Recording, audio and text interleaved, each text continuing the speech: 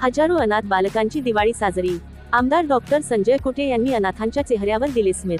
श्रीराम कुटे गुरुजी फाउंडेशन जळगाव जामोदच्या वतीने भरदार असा कार्यक्रम संपन्न झाला। स्थानिक नगर परिषदेच्या सांस्कृतिक भवनात हा कार्यक्रम संपन्न झाला।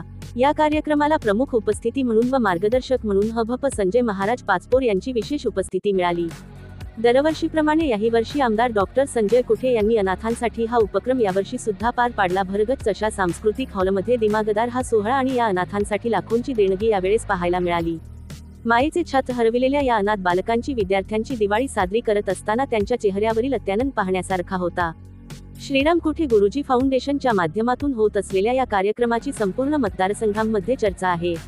या कार्यक्रमासाठी जळगाव जामोद संग्रामपूर शेगाव या तालुक्यातून हजारो विद्यार्थी उपस्थित होते व अशा अनाथ विद्यार्थ्यांनी याचा फायदा घेतला। फाउंडेशनच्या या मंचावरून अनेकांचा सत्कार सुद्धा करण्यात आला।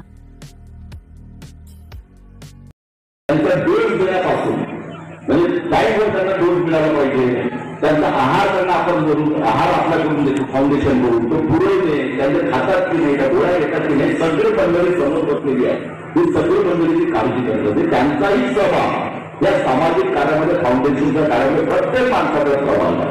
आणि म्हणून मला अतिशय आनंद होतो की जी संकल्पना म्हटल्यापेक्षा ही संवेदना जागृत होती, जागृती आपल्या याच्यामध्ये संवेदना जागृत झाल्यामुळे जी आपल्या मतदारसंघामध्ये चालू आहे आणि खऱ्या अर्थाने सांगतो की वरी गेल्यानंतर सर्व आमचं कुटुंब जे आहे, कारण शेवटी महाराजांनी हाच विचार करतो की आई वडील असताना त्यांनी त्या कठीण परिस्थितीमध्ये कुटुंब पुढे नेलं। आमची पण असे बरेचसे व्यक्ती इथं आहे की त्यांच्यासारखी तुमच्यासारखी परिस्थिती होती, परंतु शिक्षणाच्या माध्यमातून या माध्यमातून लहानपणापासून छोटे मोठे कामं करायचो आम्ही, त्याच्यातून थोडा पैसा कमावून शिक्षण केले, पुढे गेलो। परंतु आई वडिलांची शिकवण की जे तुम्ही कमावता,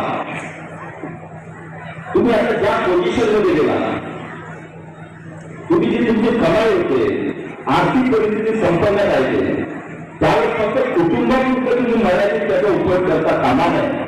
तो उपयोग समाजातल्या गोरगरीब मुला मुलींसाठी लोकांसाठी झाला पाहिजे, ही आमच्या आई वडिलांची शिकवण।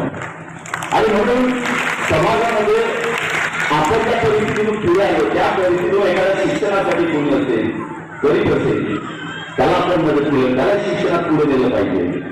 जे आमचे अनाथ मुलं मुली आहेत, बिचाराचं छत्र हरवलं जाते, काही कारण असताना त्यांना त्याच्यामध्ये जातात, त्या ऍक्सिडेंट मध्ये जातात, ते अकाली मृत्यू होतात, तर त्या मुला मुलींना सुद्धा आपल्यासोबत क्षण घालवता आले पाहिजे, त्यांचीही आपण देखभाल केली पाहिजे, त्यांच्या आरोग्याने सोडला पाहिजे। आणि म्हणून आपण जामोदची आघाडीचे पहिले सुरुवात केलं होतं, मग फाउंडेशनमधून सोडून देऊन आज या मुलांना शासनाच्या योजनेमध्ये सुद्धा आपण बसवलं।